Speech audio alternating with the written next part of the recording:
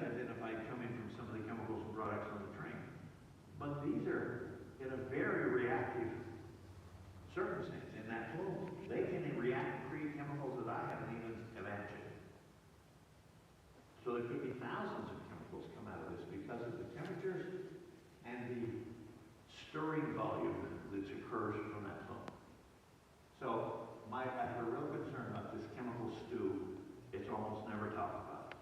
It's always talked about one chemical and it's at a low level. Well, what if I have 100 chemicals that are at a low level? I've got to know what is the impact of the combination, not just the one. Okay, next, please. Early on, I was aware within the first week or two of animal deaths that occurred, particularly following the February 6th detonation. And one of the first ones I learned about were dead chickens. This woman had checked on her chickens the night before she went to bed. I think she had 5, if I remember. And she came out and checked on them next morning. Not one of them was alive. How'd that happen? She lived northwest of these houses, northwest of ground zero, not southeast. And when you look at these, the list over here, all kinds of different pets. The one that I'm trying to get involved with right now is where they raised purebred dogs. And they had 116 or 119, I forget the number, of puppies that died. They also had a puppy born with 2 heads. And so from toxicology viewpoint, this is a standard principle. My original research was in animals to forecast what I could expect to see in humans, or physicians could expect to see in humans. This is a foretelling of what's going on in the people. So we say that no people died. They didn't, that I know of at the time. But there sure were a lot of animals. Next, please. So I'm going to go through some of these fairly quickly because I just want to show here that one of the primary concerns is irritation and corrosion of skin, eye, nose, throat, and lungs. Many people complain of that. These are the chemicals that I've identified from the fire that cause that series of symptoms. It's not just one. Next, please. Same thing here. I've identified 20 different types of cancer that the chemicals that burn can produce. And the primary thing here is look at the nose and nasopharynx and lung, which you're going to have when you're breathing these chemicals in. Those tissues are going to be exposed, but look at the number of chemicals that can cause that type of cancer.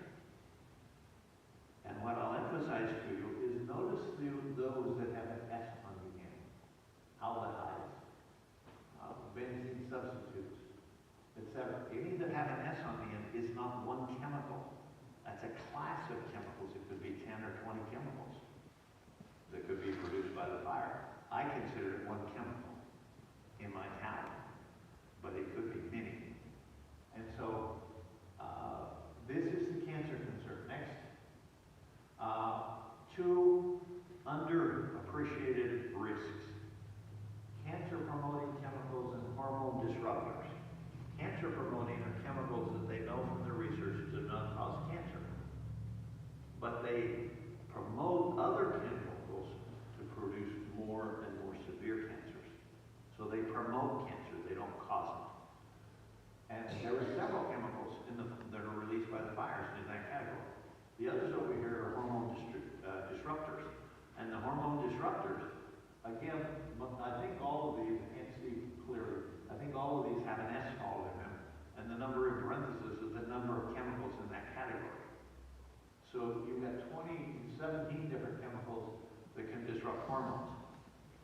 We've heard of all kinds of hormone problems in kids in the local area. Now, if I lived in Pittsburgh and my 8-year-old had a hormone problem, would I attribute it to the chemicals released in East Palestine? Probably not. But it may very well be.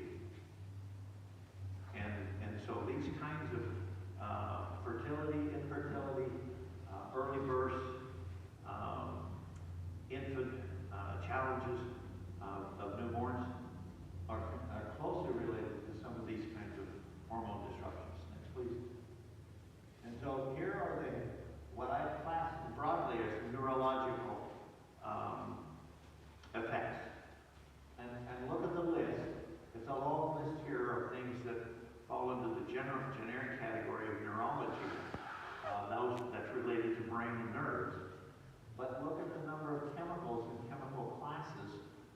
cause those effects.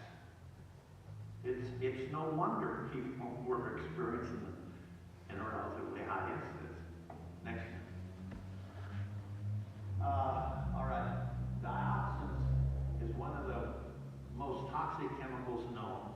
Was released by several of the materials in the fire, including the plastic pellets, including the semolina, and many of the other products. Released dioxins.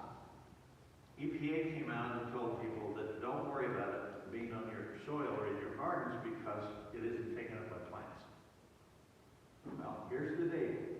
This is a family in East Palestine that had garlic before the incident. And my friend Scott Smith took samples after and analyzed them for dioxins. And you can see for yourselves the change in the numbers before and after. I'd say garlic took dioxins up to the soil. EPA has come out almost every spring and told people, go ahead and plant your gardens. If I lived there, I would plant a garden. I talked to a family today who brought in truckloads of soil from outside the area to have above ground gardens. They don't use the soil that's native there, even though it may be good soil, but it's richer now after that incident. I want to emphasize, I'm sorry, go back just a minute. I want to emphasize a couple things here. These are the cancers that dioxins can produce. I forget how it says. Looks like there's 7 different kinds of cancer, not just one. And I look for acceptable exposure limits. The only one I can find is the Food and Drug Administration. They said 50 parts per trillion in fish and shellfish. I've since found, just recently, in the last few days, found a number for the EPA that's about 6 decimal points out that they would say you shouldn't have in your soil or water. And so the dioxins are really potent, and these are part of the forever chemicals that a lot of the lifespan, if you get dioxins in your body, they say that they'll stay there for 7 to 11 years. In your soil, they'll stay 100 years. Next, please. Now, this is from Ashley McCollum. Early on, she gave me her list. I reorganized it by symptoms, 95 symptoms that she had accumulated from people in the area that had, and I reorganized it by organ systems in the body. The key thing here, though, as I've said it once before in tonight's comments, there are no health standards for mixtures. None. So nobody really knows how to do that. And the pollutant contaminants here, from incomplete combustion, I identified all of those as single chemicals. So the report in my own tables are the single chemical effects, not the combination. And nobody has looked at what chemicals could have been occurred in the fire itself from the fire product. Okay, next. I just want to emphasize to you people here in Pittsburgh, the plume side,